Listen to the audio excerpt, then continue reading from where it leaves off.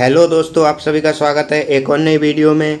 आज हम practice set number 8 देखने वाले हैं। इसमें हम सामान्य ज्ञान के 40 महत्वपूर्ण प्रश्न देखते हैं जो कि आपके आने वाले एग्जाम के लिए अति महत्वपूर्ण हैं। ये क्लास हम यूपी पुलिस कांस्टेबल की वैकेंसी के लिए चला रहे हैं जो कि अभी आने वाली हैं।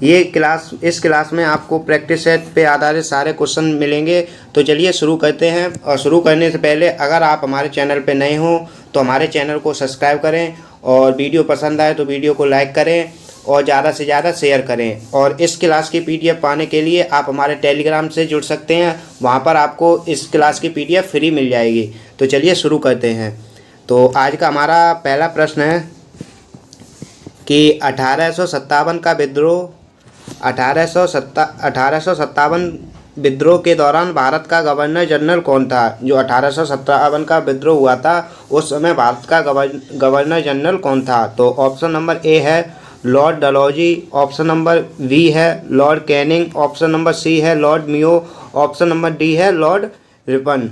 तो इसका सही आंसर होगा option number B Lord Canning 1857 के विद्रोह के समय भारत के गवर्नर जनरल थे। लॉर्ड कैनिंग गवर्नर जनरल थे 1857 के विद्रोह के समय। तो चलिए चलते हैं अगले प्रश्न पर। अगला प्रश्न है हमारा कि अफ्रीका में करीबा बांध अफ्रीका महाद्वीप में करीबा बांध किस नदी पर बनाया गया है। जो करीबा बांध है अफ्रीका में वो किस नदी पे बनाया गया है। तो इसका पहला ऑप्शन है नील नदी, ऑप्शन बी है नाइजर नदी, ऑप्शन सी है जाम्बेजी नदी, ऑप्शन डी है कांगो नदी। तो इसका सही आंसर होगा जाम्बेजी नदी के ऊपर करीबा बांध बनाया गया है। तो चलिए अगले प्रश्न पे चलते हैं। अगला प्रश्न है हमारा प्रश्न नंबर 3। तो प्रश्न नंबर 3 है जो त्रिपिटक धार्मिक ग्रंथ हैं। जो त्रिपिटक धार्मिक ग्रंथ हैं वो किस धर्म से संबंधित हैं। तो इसका पहला ऑप्शन है कि जैनों का, ऑप्शन बी बुद्धों का, ऑप्शन सी सिखों का, ऑप्शन डी हिंदुओं का। तो इसका सही आंसर होगा ऑप्शन बी बुद्धों का धार्मिक ग्रंथ है त्रिपिटक। तो चलिए चलते हैं अगले प्रश्न पर। अगला प्रश्न है प्रश्न नंबर 4। प्रश्न नंबर 4 है जो विजय स्तंभ है वह कहाँ स्थित है। विजय स्तंभ कहाँ स्थित है। तो इसका पहला ऑप्शन है दिल्ली, ऑप्शन बी है झांसी, ऑप्शन सी है चित्तौड़गढ़, ऑप्शन डी है फतेहपुर सीकरी। तो इसका सही आंसर होगा ऑप्शन सी चित्तौड़गढ़ में विजय स्तंभ स्थित है। तो चलिए अगले प्रश्न पर चलते हैं। अगला प्रश्न है प्रश्न नंबर 5। तो प्रश्न नंबर 5 है कि वर्तमान में पाकिस्तान की समस्याओं में से क्या शामिल नहीं है। तो हमें ऑप्शन में से बताना है कि इनमें से कौन सी समस्या वर्तमान में पाकिस्तान की समस्याओं में शामिल नहीं है। तो ऑप्शन नंबर ए है कि सेना का राजनीतिकरण, ऑप्शन नंबर बी है कट्टरपंथी संगठनों को सरकारी प्रश्रय, ऑप्शन नंबर सी है राजनीतिक भ्रष्टाचार, ऑप्शन नंबर डी है उपजाऊ भूमि की अनुपलब्धता। तो इसका सही आंसर होगा ऑप्शन नंबर डी उपजाऊ भूमि की अनुपलब्धता अभी पाकिस्तान की समस्याओं में शामिल नहीं है, बल्कि सेना का राजनीतिकरण और कट्टरपंथियों का संगठन का सरकारी प्रश्रय और राजनीतिक भ्रष्टाचार ये सभी पाकिस्तान की वर्तमान समस्याओं में शामिल हैं और इनसे पाकिस्तान अभी जूझ रहा है। तो चलिए चलते हैं अगले प्रश्न पर। अगला प्रश्न है प्रश्न नंबर 6। प्रश्न नंबर 6 हमारा कि संसद को भंग करने में कौन सक्षम है। जो संसद है उसको भंग कौन कर सकता है। तो इसका पहला ऑप्शन ए है राष्ट्रपति, ऑप्शन बी है विपक्ष के नेता की सहमति से मंत्रिमंडल, ऑप्शन सी है संसद के दोनों सदनों में संकल्प द्वारा, और ऑप्शन डी इनमें से कोई नहीं। तो इसका सही आंसर होगा ऑप्शन नंबर ए राष्ट्रपति संसद को भंग करने में सक्षम होता है। तो चलिए चलते हैं अगले प्रश्न पर। अगला प्रश्न है प्रश्न नंबर 7। तो प्रश्न नंबर 7 है कि राष्ट्रीय एकता परिषद NIC का अध्यक्ष कौन होता है। जो राष्ट्रीय एकता परिषद है उसका अध्यक्ष कौन होता है। तो ऑप्शन नंबर ए है प्रधानमंत्री, ऑप्शन नंबर बी है वित्त मंत्री, ऑप्शन नंबर सी है गृह मंत्री, ऑप्शन नंबर डी है राष्ट्रपति। तो इसका सही आंसर होगा ऑप्शन नंबर ए प्रधानमंत्री राष्ट्रीय एकता परिषद का अध्यक्ष होता है। तो चलिए चलते हैं अगले प्रश्न पर। अगला प्रश्न है प्रश्न नंबर 8। कान काटना मुहावरे का अर्थ क्या है। कान काटना मुहावरे का अर्थ क्या है? तो इसका ऑप्शन नंबर ए है कनकटा होना, ऑप्शन बी है चतुर होना, ऑप्शन सी है मूर्ख होना, ऑप्शन डी है विनम्र होना। तो इसका सही आंसर होगा ऑप्शन नंबर बी चतुर होना। चतुर होना, कान काटना मुहावरे का अर्थ है। तो चलिए चलते हैं अगले प्रश्न पर। अगला प्रश्न है हमारा प्रश्न नंबर 9। तो प्रश्न नंबर 9 है कि निम्नलिखित में से कौन सा युग्म सुमेलित नहीं है? तो हमें इसमें से गलत ऑप्शन छांटना है। तो ऑप्शन नंबर ए है कि टॉमस रैले हैं, वो विश्वविद्यालय आयोग से संबंधित हैं, और एंड्रयू फ्रेजर है, वो पुलिस आयोग से संबंधित हैं, और स्कॉट मानक्रीफ है, वो सिंचाई आयोग से संबंधित हैं, और ऑप्शन डी है एडम लेसडाउन, वो सैन्य आयोग से संबंधित है। तो इसका सही आंसर होगा ऑप्शन नंबर डी एडम लेसडाउन सैन्य आयोग से संबंधित नहीं है, और ये बाकी आंसर सही होंगे। तो आपका आंसर नंबर डी सही होगा। तो चलिए चलते हैं अगले प्रश्न पर। अगला प्रश्न है प्रश्न नंबर 10। प्रश्न नंबर 10 है हमारा कि फीफा के अनुसार वर्ष 2026 में विश्व फुटबॉल कप में कुल कितनी टीमें भाग लेंगी? जो फीफा वर्ल्ड कप होगा 2026 में, उसमें कुल कितनी टीम भाग लेंगी? तो इसका पहला ऑप्शन है 36, ऑप्शन बी है 40, ऑप्शन सी है 48, ऑप्शन डी है 52। तो इसका सही आंसर होगा ऑप्शन सी 48 टीम वर्ष 2026 में फीफा वर्ल्ड कप में भाग लेंगी। तो चलिए चलते हैं अगले प्रश्न पर। अगला प्रश्न है प्रश्न नंबर 11। तो प्रश्न नंबर 11 है जो कुकी है वो किस राज्य से संबंधित है? कुकी किस राज्य से संबंधित है? तो इसका पहला ऑप्शन है नागालैंड, ऑप्शन बी है मेघालय, ऑप्शन सी है मणिपुरी, ऑप्शन डी है त्रिपुरा। तो इसका सही आंसर होगा ऑप्शन नंबर सी, मणिपुर से कुकी संबंधित है। तो चलिए चलते हैं अगले प्रश्न पर। अगला प्रश्न है प्रश्न नंबर 12। तो प्रश्न नंबर 12 है कि केरल राज्य ने किस मिशन द्वारा 100% प्राथमिक शिक्षा का लक्ष्य हासिल कर लिया?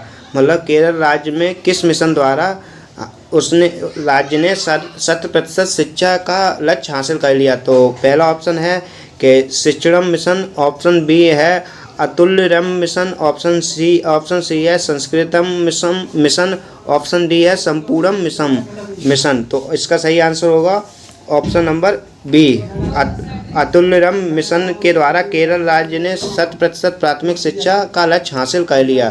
तो चलिए चलते हैं अगले प्रश्न पर। अगला प्रश्न है प्रश्न नंबर 13 कि चौथा नाभिकीय सुरक्षा सम्मेलन हुआ था, मतलब न्यूक्लियर सिक्योरिटी समिट NSS 2016 का आयोजन किस स्थान पे हुआ था? तो इसका पहला ऑप्शन है वाशिंगटन DC, ऑप्शन बी है सियोल, ऑप्शन सी है हेग, और ऑप्शन सी है बार्सिलोना। तो इसका सही आंसर होगा ऑप्शन नंबर ए, वाशिंगटन DC में चौथा नाभिकीय सुरक्षा सम्मेलन हुआ था। तो चलिए चलते हैं अगले प्रश्न पर। अगला प्रश्न है प्रश्न नंबर 14। तो प्रश्न नंबर 14 है हमारा कि निम्नलिखित युग्मों में से कौन सुमेलित नहीं है? तो मतलब इसमें से हमें गलत छांटना है। तो टोडरमल सीतापुर से संबंधित हैं, और अबुल फजल आगरा से, और बीरबल कन्नौज से, और जियाउद्दीन वर्नी बुलंदशहर से। तो इसका सही आंसर होगा option number C, Birbal Kannauj से नहीं बल्कि मध्य प्रदेश से संबंधित थे, MP से संबंधित थे। तो चलिए चलते हैं अगले प्रश्न पर। अगला प्रश्न है हमारा प्रश्न नंबर 15। प्रश्न नंबर 15 है कि जनगणना 2011 के अनुसार उत्तर प्रदेश में पुरुष साक्षरता दर क्या थी? जनगणना 2011 के अनुसार उत्तर प्रदेश की पुरुष साक्षरता दर क्या थी? तो इसका ऑप्शन नंबर ए है कि 59.26%, ऑप्शन नंबर बी है 77.36%, ऑप्शन सी है 69.72%, और ऑप्शन डी है 60.34%। तो इसका सही आंसर होगा ऑप्शन नंबर बी 77.3%। 2011 की जनगणना के अनुसार भारत मतलब उत्तर प्रदेश की पुरुष साक्षरता दर थी। तो चलिए चलते हैं अगले प्रश्न पर। अगला प्रश्न है प्रश्न नंबर 16। प्रश्न नंबर 16 है कि तबकात ए नर्सरी पुस्तक के लेखक कौन थे? जो तबकात ए नर्सरी हैं उसके पुस्तक के लेखक कौन थे? तो इसका पहला ऑप्शन है अबुल फजल, ऑप्शन बी है बदायूनी, ऑप्शन सी है गुलबदन बेगम, ऑप्शन डी है कि मनहाज उल सिराज। तो इसका सही आंसर होगा ऑप्शन नंबर डी, मनहाज उल सिराज, जो तबकात ए नर्सरी पुस्तक के लेखक हैं। तो चलिए चलते हैं अगले प्रश्न पर। अगला प्रश्न है प्रश्न नंबर 17 कि भारतवंशी लियो बार्डेकर किस देश के प्रधानमंत्री बने थे। जो भारतवंशी लियो बार्डेकर है वो किस देश के प्रधानमंत्री बने। तो ऑप्शन नंबर ए है कनाडा, ऑप्शन नंबर बी है आयरलैंड, ऑप्शन नंबर सी है फिजी, ऑप्शन नंबर डी है आइसलैंड। तो इसका सही आंसर होगा ऑप्शन नंबर बी, आयरलैंड के भारतवंशी लियो बार्डेकर उस देश के प्रधानमंत्री बने। तो अगला प्रश्न हमारा प्रश्न नंबर 18। प्रश्न नंबर 18 है जो आंसू जासेनपा हैं वो किससे संबंधित हैं। जो आंसू जासेनपा हैं वो किससे संबंधित हैं। ऑप्शन ए हॉकी से, ऑप्शन बी क्रिकेट से, ऑप्शन सी पर्वतारोहण से, ऑप्शन डी फुटबॉल से। तो इसका सही आंसर होगा ऑप्शन नंबर सी, पर्वतारोहण से आंसू जासेनपा संबंधित हैं पर्वतारोहण से। तो चलिए चलते हैं अगले प्रश्न पर। अगला प्रश्न है कि आंसू जामसेवा धारणा सूचकांक 2016 में भारत की रैंक क्या थी। जो आंसू जामसेवा धारणा सूचकांक 2016 के अनुसार भारत की रैंक क्या थी। तो ऑप्शन नंबर ए है 56वीं, ऑप्शन नंबर बी है 62वीं, ऑप्शन नंबर सी है 79वीं और ऑप्शन नंबर डी है 84वीं। तो इसका सही आंसर होगा ऑप्शन नंबर सी 79 भारत की आंसू जामसेवा धारणा सूचकांक में पोजीशन थी। तो चलिए चलते हैं अगले प्रश्न पर। अगला प्रश्न है प्रश्न नंबर 20। जो प्रश्न नंबर 20 है कि किस देश में कृत्रिम सूर्य का निर्माण किया है। मतलब किस देश ने जो कृत्रिम आर्टिफिशियल सन का निर्माण किया है। तो इसका पहला ऑप्शन है A Bharat, option number B Korea, option number C Germany, option number D Israel. तो इसका सही आंसर होगा ऑप्शन नंबर सी, जर्मनी ने आर्टिफिशियल सन का निर्माण करना शुरू किया है। तो इसका चलिए चलते हैं अगले प्रश्न पर। अगला प्रश्न है प्रश्न नंबर 21। प्रश्न नंबर 21 है कि अनप्रेसिडेंट द मास्टर एंड्स मी पुस्तक के लेखक कौन है। द अनप्रेसिडेंट मास्टर एंड्स मी पुस्तक के लेखक कौन है। तो ऑप्शन नंबर ए है Sachin Tendulkar, option number B है Zaheer Khan, option number C है Tiger Woods, option number D है इरफान पठान। तो इसका सही आंसर होगा option number C, Tiger Woods ने the unprecedented the master and me के पुस्तक के लेखक है। तो चलिए चलते हैं अगले प्रश्न पर। अगला प्रश्न है प्रश्न नंबर 22। प्रश्न नंबर 22 है कि ग्रीष्मकालीन ओलंपिक खेल 2016 का आयोजन किस देश में किया गया। जो ग्रीष्मकालीन ओलंपिक खेल 2016 का आयोजन किस देश में किया गया। तो ऑप्शन नंबर ए है ब्रिटेन, ऑप्शन नंबर बी है रूस, ऑप्शन नंबर सी है थाईलैंड, ऑप्शन नंबर डी है ब्राज़ील। तो इसका सही आंसर होगा ऑप्शन नंबर डी, ब्राज़ील में ग्रीष्मकालीन ओलंपिक खेल 2016 का आयोजन किया था। उम्मीद है आपको क्लास पसंद आ रही होगी। तो अगर पसंद आ रही होगी तो वीडियो को लाइक करें और ज़्यादा से ज़्यादा बच्चों को शेयर करें और चैनल को सब्सक्राइब करना ना भूलें। तो चलिए चलते हैं अगले प्रश्न पर। अगला प्रश्न है प्रश्न नंबर 23। तो प्रश्न नंबर 23 है कि किस महिला क्रिकेटर को मेलबर्न क्रिकेट क्लब की आजीवन सदस्यता प्रदान की गई है। तो मतलब किस महिला क्रिकेटर को मेलबर्न क्रिकेट क्लब की आजीवन सदस्यता प्रदान की गई है। तो ऑप्शन नंबर ए है Anjum Chopra, option number B है Harpreet Kaur, option number C है Jhulan Goswami, option number D है मिताली राज। तो इसका सही आंसर होगा अंजुम चोपड़ा को मेलबर्न क्रिकेट क्लब की आजीवन सदस्यता प्रदान की गई है। तो चलिए चलते हैं अगले प्रश्न पर। अगला प्रश्न है हमारा प्रश्न नंबर 24। प्रश्न नंबर 24 है कि प्रदेश में नवाबगंज पश्चिम बिहार कहाँ स्थित है। प्रदेश में नवाबगंज पश्चिम बिहार कहाँ स्थित है। तो ऑप्शन नंबर ए है गाजियाबाद, ऑप्शन नंबर डी है गोंडा में, ऑप्शन नंबर सी है रायबरेली में, ऑप्शन नंबर डी है उन्नाव में। तो इसका सही आंसर होगा ऑप्शन नंबर डी, उन्नाव में नवाबगंज पश्चिम बिहार स्थित है। मतलब उत्तर प्रदेश में स्थित है नवाबगंज पश्चिम बिहार और राज्य में उन्नाव में स्थित है। तो चलिए चलते हैं अगले प्रश्न पर। अगला प्रश्न है प्रश्न नंबर 25। प्रश्न नंबर 25 है हमारा कि दिलवाड़ा का जैन मंदिर किस राज्य में स्थित है? जो दिलवाड़ा का जैन मंदिर है वह किस राज्य में स्थित है? तो ऑप्शन नंबर ए है असम, ऑप्शन नंबर बी है Uttar Pradesh, option number C है राजस्थान, ऑप्शन नंबर डी है मध्य प्रदेश।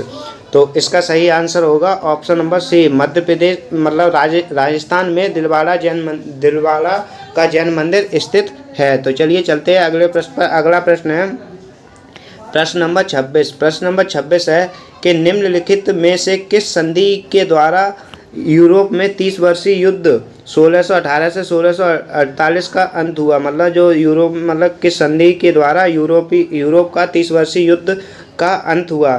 तो ऑप्शन नंबर ए है कि डेन की संधि, ऑप्शन नंबर बी है कि वेस्टफेलिया की संधि, ऑप्शन नंबर सी है हेलेंस्की की संधि, ऑप्शन नंबर डी है जिनेवा की संधि। तो इसका सही आंसर होगा ऑप्शन नंबर बी, वेस्टफेलिया की संधि के द्वारा यूरोप में 30 वर्षीय युद्ध का अंत हुआ, जो कि 1618 से 1648 के बीच में चला। तो चलिए चलते हैं अगले प्रश्न पर। अगला प्रश्न है कि केंद्र सरकार द्वारा किस तिथि को मध्य रात्रि में 500 और 1000 के नोट को वैध कर दिया गया? मतलब किस डेट को जो 500 के और 1000 के पुराने नोट हैं उनको बंद कर दिया गया? तो इसका पहला ऑप्शन है 6 नवंबर को, ऑप्शन नंबर बी है 8 नवंबर को, ऑप्शन नंबर सी है 10 नवंबर को, ऑप्शन नंबर डी है 12 नवंबर को। तो इसका सही आंसर होगा ऑप्शन नंबर बी, 8 नवंबर को केंद्र सरकार द्वारा मध्य रात्रि में 500 और 1000 रुपये के नए पुराने नोट बंद कर दिए गए। तो चलिए चलते हैं अगले प्रश्न पर। अगला प्रश्न है प्रश्न नंबर 28। प्रश्न नंबर 28 है कि जनवरी 2018 को ऑस्ट्रेलिया ओपन ग्रैंड स्लैम, जो 2018 का ऑस्ट्रेलिया ओपन ग्रैंड स्लैम और 2018 का खिताब रोजर फेडरर ने जीत लिया, यह उनका कौन सा ऑस्ट्रेलियन ओपन का खिताब था? मतलब जनवरी 2018 में Australian open grand slam Roger Federer ने जीता, तो यह उनका कौन सा खिताब था? तो ऑप्शन नंबर ए है चौथा, ऑप्शन नंबर बी है 5वां, ऑप्शन नंबर सी है 6वां, ऑप्शन नंबर डी है 7वां। तो इसका सही आंसर होगा ऑप्शन नंबर डी, 6वां रोजर फेडरर का ये खिताब था ऑस्ट्रेलिया ओपन। तो चलिए चलते हैं अगले प्रश्न में। अगला प्रश्न है प्रश्न नंबर 29 के प्रश्न नंबर 29 है हमारा कि सरदार सिंह किस खेल से संबंधित थे? जो सरदार सिंह है वो किस खेल से संबंधित थे? तो ऑप्शन नंबर ए है क्रिकेट, ऑप्शन नंबर बी है हॉकी, ऑप्शन नंबर सी है फुटबॉल, ऑप्शन नंबर डी है एथलेटिक्स। तो इसका सही आंसर होगा ऑप्शन नंबर बी, हॉकी से सरदार सिंह संबंधित हैं। तो चलिए चलते हैं अगले प्रश्न पर। अगला प्रश्न है प्रश्न नंबर 30। तो प्रश्न नंबर 30 है कि सौर सेल द्वारा किस ऊर्जा को विद्युत ऊर्जा में बदला जाता है? जो सौर सेल है तो उसमें किस ऊर्जा को विद्युत ऊर्जा में बदला जाता है? तो इसका पहला ऑप्शन है कि रासायनिक ऊर्जा, ऑप्शन नंबर बी है नाभिकीय ऊर्जा, ऑप्शन नंबर सी है प्रकाश ऊर्जा, ऑप्शन नंबर डी है चुंबकीय ऊर्जा। तो इसका सही आंसर होगा ऑप्शन नंबर सी, प्रकाश ऊर्जा को विद्युत ऊर्जा में बदला जाता है सौर सेल द्वारा। तो चलिए चलते हैं अगले प्रश्न पर। अगला प्रश्न है प्रश्न नंबर 31। प्रश्न नंबर 31 है कि भारतीय वन्यजीव संस्था कहाँ स्थित है? जो भारतीय वन्यजीव संस्था है वह कहाँ स्थित है? तो ऑप्शन नंबर ए है New Delhi, option number B है शिमला, ऑप्शन नंबर सी है देहरादून, ऑप्शन नंबर डी है भोपाल। तो इसका सही आंसर होगा ऑप्शन नंबर सी, देहरादून में भारतीय वन्यजीव संस्था स्थित है। तो चलिए चलते हैं अगले प्रश्न पर। अगला प्रश्न है प्रश्न नंबर 32। प्रश्न नंबर 32 है कि आँखों की रेटिना की परंपरागत कैमरे के निम्नलिखित में से किस भाग से तुलना की जा सकती है? जो आँखों की रेटिना होती है वो कैमरे के किस भाग से मतलब तुलना की जा सकती है? तो ऑप्शन नंबर ए है फिल्म, ऑप्शन नंबर बी है शटर, ऑप्शन नंबर सी है लेंस और ऑप्शन नंबर डी है आवरण। तो इसका सही आंसर होगा ऑप्शन नंबर सी, लेंस द्वारा कैमरे के लेंस की आँखों की रेटिना से तुलना की जा सकती है। तो चलिए चलते हैं अगले प्रश्न पर। अगला प्रश्न हमारा प्रश्न नंबर 33। प्रश्न नंबर 33 है कि भारत में सिक्के जारी करने के लिए कौन प्राधिकृत है? तो इसका मतलब भारत में जो सिक्के हैं वो कौन जारी करता है? तो इसका ऑप्शन नंबर ए है Bharatiya reserve bank, option number B है वित्त मंत्रालय, ऑप्शन नंबर सी है भारतीय स्टेट बैंक और ऑप्शन नंबर डी है इंडियन ओवरसीज बैंक। तो इसका सही आंसर होगा ऑप्शन नंबर ए, भारतीय रिजर्व बैंक सिक्के जारी करता है। तो चलिए चलते हैं अगले प्रश्न पर। अगला प्रश्न है प्रश्न नंबर 34। प्रश्न नंबर 34 है कि एग मार्क क्या है, जो एग मार्क है वह क्या है। तो इसका पहला ऑप्शन है कि यह एक श्रेणीकृत कृषि पण्यों के लिए जारी की गई एक विपणनशील है। और ऑप्शन नंबर बी है, इसका तात्पर्य किसी विपणन में इतर गतिविधियों से है। और ऑप्शन नंबर सी है, यह कृषि प्रबंधन तथा नियमन का प्रतिनिधित्व करता है। ऑप्शन नंबर डी इसमें से कोई नहीं। तो इसका सही आंसर होगा ऑप्शन नंबर ए, यह श्रेणीगत कृषि पण्यों के लिए जारी की गई एक विपणनशील है। मतलब ये कृषि के लिए जारी की गई एक विपणनशील है। तो चलिए चलते हैं अगले प्रश्न पर। अगला प्रश्न है कि प्रश्न नंबर 35। प्रश्न नंबर 35 है, पुस्तक फिरोज द फॉरगेटन गांधी के लेखक कौन थे। तो ऑप्शन नंबर ए है कृष्णराय, ऑप्शन नंबर बी है Bertil Falk, option number C है Anand Mohan Banerjee, option number D है विकल्प प्रताप यादव। तो इसका सही आंसर होगा option number B, Bertil Falk पुस्तक फिरोज द फॉरगेटन गांधी के लेखक हैं। तो चलिए चलते हैं अगले प्रश्न पर। अगला प्रश्न है प्रश्न नंबर 36। तो प्रश्न नंबर 36 है कि निम्नलिखित में से किस देश की वायु सेना ने 7 दिसंबर 1941 को अमेरिकी नौसैनिक बेस पर्ल हार्बर पर हमला किया था। मतलब किस देश की वायुसेना ने 7 दिसंबर 1941 में अमेरिकी नौसैनिक बेस पर्ल हार्बर पर हमला किया था। तो ऑप्शन नंबर ए है जर्मनी, ऑप्शन नंबर बी है चीन, ऑप्शन नंबर सी है इटली, ऑप्शन नंबर डी है जापान। तो इसका सही आंसर होगा option number D, option number D, Japan ने 7 दिसंबर 1941 को अमेरिकी नौसैनिक बेस पर हमला किया था। तो चलिए चलते हैं अगले प्रश्न पर। अगला प्रश्न है कि विख्यात भारत माता का मंदिर स्थित है, मतलब भारत माता का मंदिर कहाँ स्थित है। तो ऑप्शन नंबर ए है लखनऊ में, ऑप्शन नंबर बी है वाराणसी में, ऑप्शन नंबर सी है इलाहाबाद में, ऑप्शन नंबर डी है मेरठ में। तो इसका सही आंसर होगा ऑप्शन नंबर बी, वाराणसी में विख्यात भारत माता का मंदिर स्थित है। तो चलिए चलते हैं अगले प्रश्न पर। अगला प्रश्न है प्रश्न नंबर 38। प्रश्न नंबर 38 है कि महिला क्रिकेटर विश्व कप 2016 किसने जीता। जो महिला क्रिकेटर विश्व कप 2018 था वो 2017 था, वो किसने जीता। भारत, ऑप्शन नंबर ए है भारत ने, ऑप्शन नंबर बी है पाकिस्तान ने, ऑप्शन नंबर सी है इंग्लैंड ने, ऑप्शन नंबर डी है श्रीलंका ने। तो इसका सही आंसर होगा ऑप्शन नंबर सी, इंग्लैंड ने मतलब इंग्लैंड की वुमेन क्रिकेट टीम ने 2017 का वर्ल्ड कप जीता। तो चलिए चलते हैं अगले प्रश्न पर। अगला प्रश्न है प्रश्न नंबर 39। प्रश्न नंबर 39 है पेरिस जलवायु समझौता किस तिथि को लागू हुआ था। जो पेरिस जलवायु समझौता था वो किस तिथि को लागू हुआ था।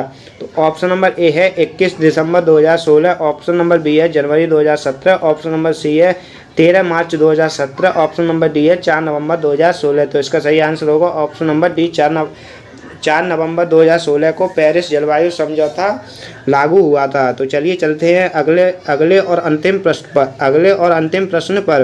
तो अगला प्रश्न है कि भारतीय क्रिकेट टीम ने अपना 500वां टेस्ट मैच किस टीम के विरुद्ध खेला। जो भारतीय क्रिकेट टीम है उसने अपना 500वां टेस्ट मैच किस टीम के खिलाफ खेला। तो इसका पहला आंसर है न्यूजीलैंड, ऑप्शन नंबर बी है जापान, ऑप्शन नंबर सी है पाकिस्तान, ऑप्शन नंबर डी है श्रीलंका। तो इसका सही आंसर होगा ऑप्शन नंबर ए, न्यूजीलैंड के खिलाफ भारत ने अपना 500वां टेस्ट मैच खेला। तो इसी के साथ हमारी ये क्लास यहीं पर ख़त्म होती है।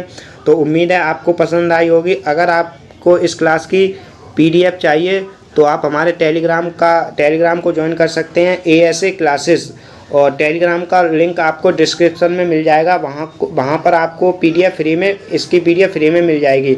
अगर आपको वीडियो पसंद आई हो तो वीडियो को लाइक करें और चैनल को सब्सक्राइब करना ना भूलें और ज़्यादा से ज़्यादा बच्चों को शेयर ज़रूर करें। चलिए मिलते हैं अगले क्लास में। धन्यवाद।